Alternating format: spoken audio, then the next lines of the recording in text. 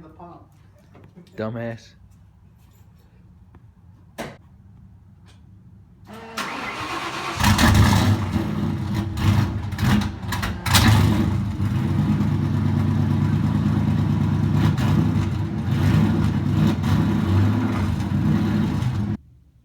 Got the bumper exit done on the Turbo Cobra.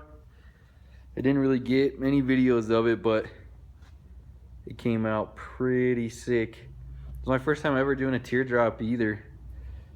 So I think it came out pretty good. It looks good like from this angle.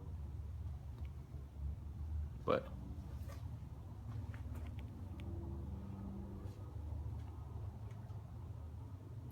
yeah, this thing, hopefully we'll get it started up today. But I mean, this thing's basically ready after that. We just have to bleed the coolant and get it retuned because we put the smaller turbo on it. Hopefully it spools a lot better than before, so that's where we're at with the Cobra. Got another Turbo Cobra in the shop today. This one's got a fully built motor, and it's got a 76mm turbo on it, just like the one in the red Cobra. Just doing some 4-inch intercooler piping on it, which is friggin' massive, but it needs 4-inch because he's trying to break 1,000 horsepower, and the math like gets all messed up if it's not a 4-inch. But this thing's gonna be sick. This thing's freaking clean. 2 Turbo Cobras in the shop. Got all the intercooler piping tacked up now.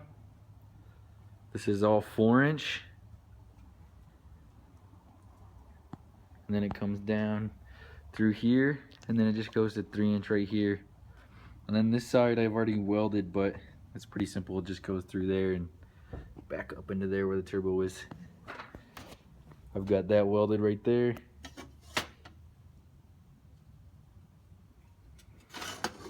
And this is the other piece to it.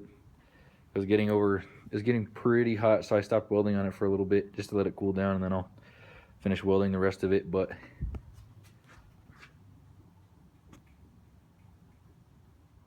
got the Turbo K20 Integra back in the shop.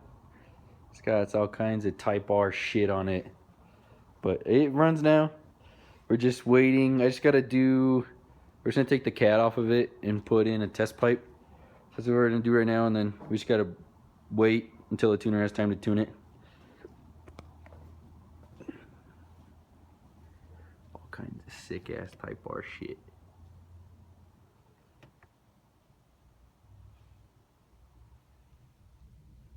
It even has the 5 lug on it.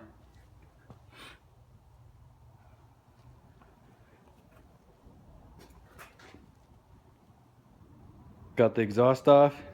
Now you can see why we're making it into 3 different pieces now.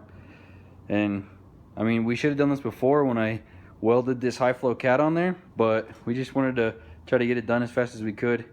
And so we ended up not doing that, but now we're going back and basically gonna take this piece right here, like the downpipe, from like right here, and this will be one piece. And then this piece, this cat will have V-bands on it. And then this will have a V-band on it too, and that'll be one piece. And then I'm just gonna make a test pipe, just like a straight pipe from the here to here with V-bands on it also, obviously. And I'm just gonna cut it up right now, and then once I get it all cut up, I'll show you more of what I'm doing. But yeah, this is just a pain in the ass to like get in and out of the car because it's all one piece. And like it's such a tight bend right here that like it's so hard to do it underneath the car. Like if we had a lift, it wouldn't be too bad, but it sucks without a lift. Got the exhaust all cut up into different pieces. Like I said, I just basically cut the high flow cat off again and put V-bands on both sides. This will make it a lot easier to put the downpipe on. I still have to add an O2 bung to it, like right there, right next to the other wideband bung, because we put a wideband on this thinking that his K-Pro could run closed loop with just the wideband to the ECU, but I guess since his is a version 1, doesn't allow that, so it has to use a stock O2 to be in closed loop, and the tuner doesn't want to tune it unless it has a stock O2, so I got to add a bung to it. But I'm gonna mock up the downpipe right now and make sure like everything still fits. I assume everything should fit because these V-bands, like you just slide them right in, and so it was a little short before I cut it. So adding the V-bands to it might make it just a little bit longer, but it might make it perfect to where I don't have to like force the back part of the exhaust towards the front of the car to get everything to bolt up. So I'm gonna mock that up, and then I still have to make the test pipe, but I mean that's really easy. All I have to do is measure the overall length of the cat from end of flange to end of flange, and then cut it and just put 2 flanges on it and weld it. So I'll mock that up and see how it fits. Just got back from the dyno with the K20 Integra. We didn't get any type of numbers or anything because it was having really weird ignition issues. Around like 4,500 RPMs, it'd break up and just idle all shitty. We just had all kinds of problems. So we gotta look at some of the wiring on it, figure out what's wrong with it. It's really late right now. It's like fucking 1 o'clock.